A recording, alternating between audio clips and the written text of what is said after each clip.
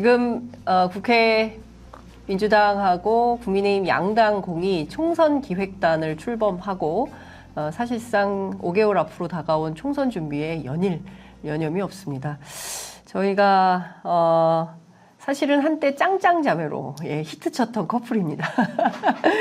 민주당 총선 기획단 대변인을 맡으신 장윤미 변호사 모셨습니다. 어서 오십시오. 네, 안녕하세요. 아우 진짜 오랜만이에요. 불러주셔서 제가 너무 감사하고 진짜 영광입니다. 아유 무슨 말씀을, 저야말로 영광입니다. 아니 진짜 우리가 원래는 이렇게 같은 편에 앉아가지고 토론했었는데 그래서 짱짱 자매라고도 하고 실제 자매냐라고 물으시는 맞아요. 분들도 계시고요. 예. 제가 정말 약간 빵 터졌던 댓글 중에 하나가 장윤선, 장윤미니까 이제 장윤진만 나오면 되겠다. 진선미 이제 그러네. 진선미.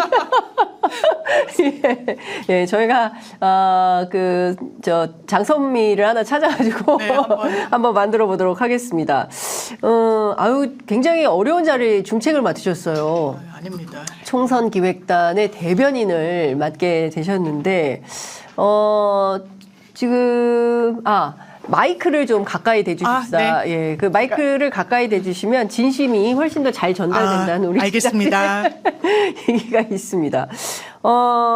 지금 민주당 총선 논의가 어느 정도 단계에 와 있다고 봐야 될까요? 아직은 초기 단계일까요? 일단 윤곽을 잡아 나가고 있는 것 같아요. 저희가 총선기획단 첫 회의 때 이재명 대표가 이제 쓰신 워딩은 이제 총선의 밑그림을 그리는 작업을 한다라고 해서 일단 기본적으로 민주당에서는 시스템 공천 이야기를 하고 있기 때문에 특별당규에 그런 부분들이 다 이미 이제 나와 있고 결론이 내려진 부분이 있습니다. 그렇지만 워낙에 이번 엄중한 총선이기도 해서요. 그런 부분과 관련해서 혹시 뭐 개선할 여지는 없는지 그리고 정말 인물로 승부를 볼 수밖에 없는 부분이 분명히 선거에는 있기 때문에 어떻게 참신하고 능력 있고 유권자분들한테 이른바 감동을 드릴 수 있는 분들을 또 모실 수 있는지 그 기반 작업을 하고 있는 그런 상황입니다. 그렇구나. 그러니까 그야말로 어떤 분이 민주당의 간판이 되어서 선거를 치를 수 있는지, 좋은 분이 어디에 있는지 그런 분들을 찾고 저와 함께 정치하실래요? 막 민주당 정치 어떠세요? 막 이렇게 뭐 약간 그런 간을 보는 이런 시기에 와 있구나라는 느낌이 좀 들기도 하는데요.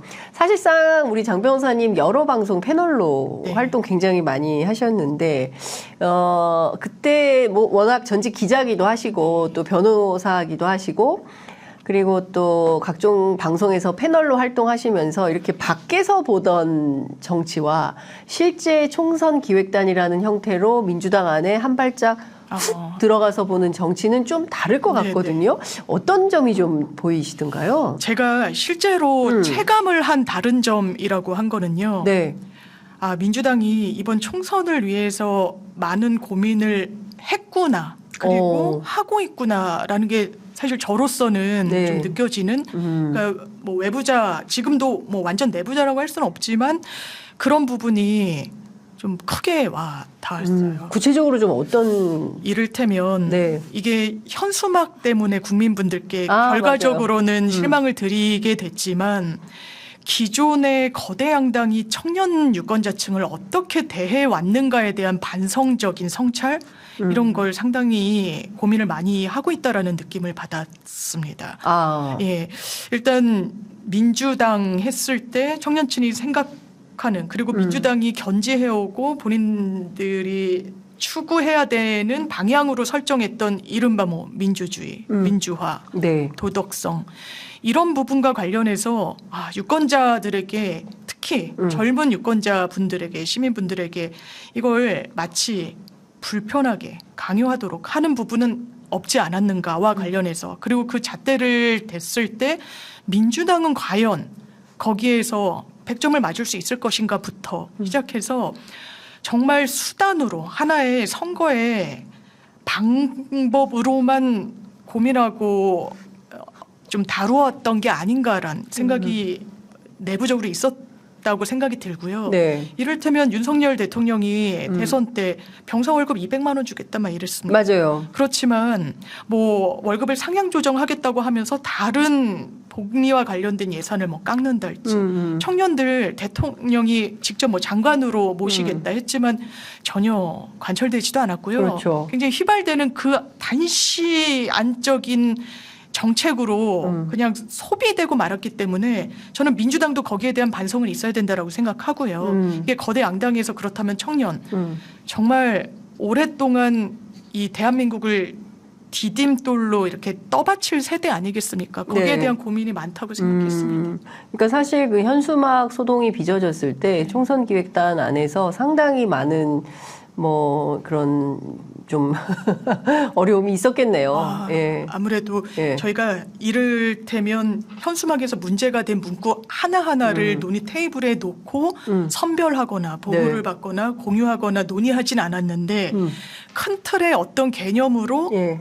이제 선거 기획을 하고 있다는 거는 공유는 하고 있었거든요. 네. 이제 구체적으로 알지는 못했지만 이렇게 세밀한 부분은요. 그런데 제가 이 현수막 논란을 보고 느낀 소회는 네. 국민들이 상당히 지금 화가 나 있다. 이게 이를테면 어떻게 보면 정치를 가볍게 다룬다는 인상으로 다가갔던 것 같거든요. 그렇죠. 특히나 청년층한테 그랬는데 지금 어떤 슬로건이 정치적으로 걸릴 때는 그 맥락이 있기 마련일 텐데요.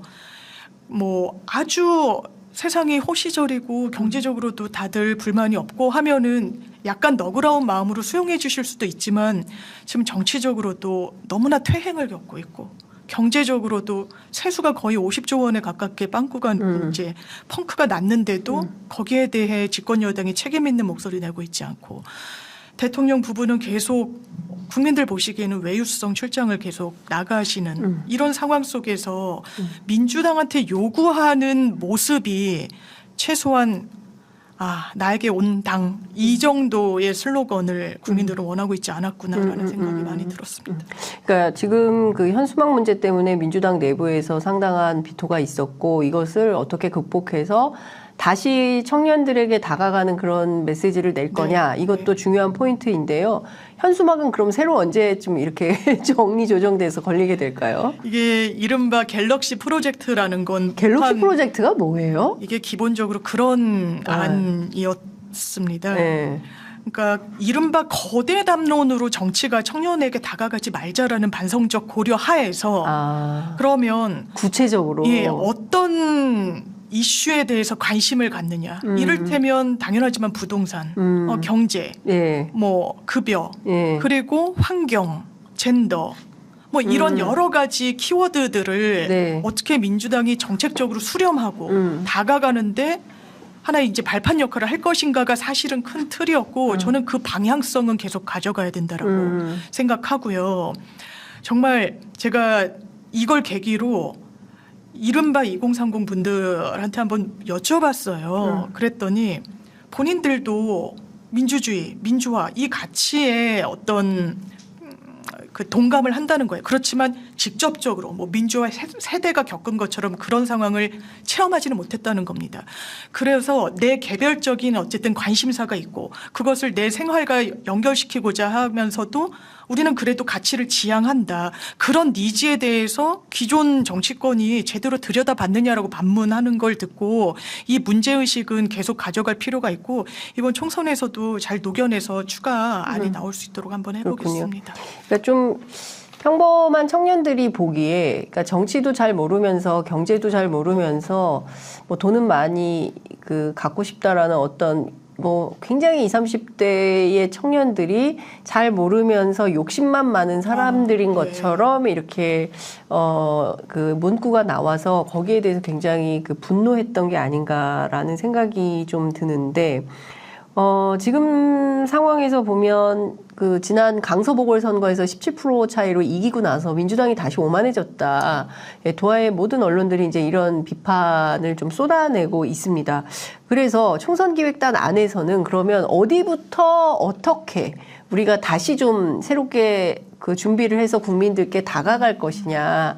뭐 외적으로는 함께 정치하면 좋은 분들을 좀 찾는 것도 중요하지만 내적으로 좀 반성적 토대 속에서 그럼 앞으로 어떻게 할지도 회의 중이실 것 같은데 좀 어떤 고민들이 있으십니까? 일단 당에서 지금 선출직 공무원 그러니까 현역 의원들에 대한 평가가 진행되고 있습니다. 네. 그 부분과 관련해서 그렇다면 하위로 이제 평가를 받는 네. 그런 의원들에 대한 페널티를 어떻게 가져갈 것인가. 네. 그래서 최근에 총선기획단에서 이제 내놓은 안은 네.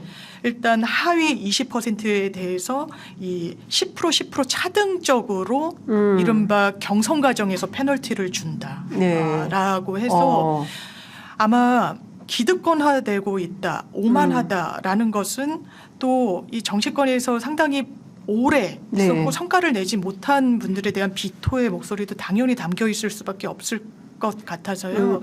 이런 부분에 대해서 어쨌든 이론의 여진 또 없도록 해야 되니까 이걸 하나의 룰로 정립하고 가자라고 해서 최고위에 보고가 된 상황이고요. 네. 또 국민의힘도 여러 혁신안을 내고 있지 않습니까? 네, 이게 네. 총선기획단 내에서 뭐 국민의힘의 상황과 관련해서 연동해서 논의를 하거나 이런 거는 없지만 워낙에 또 유동적이기도 하고 하니까요. 네.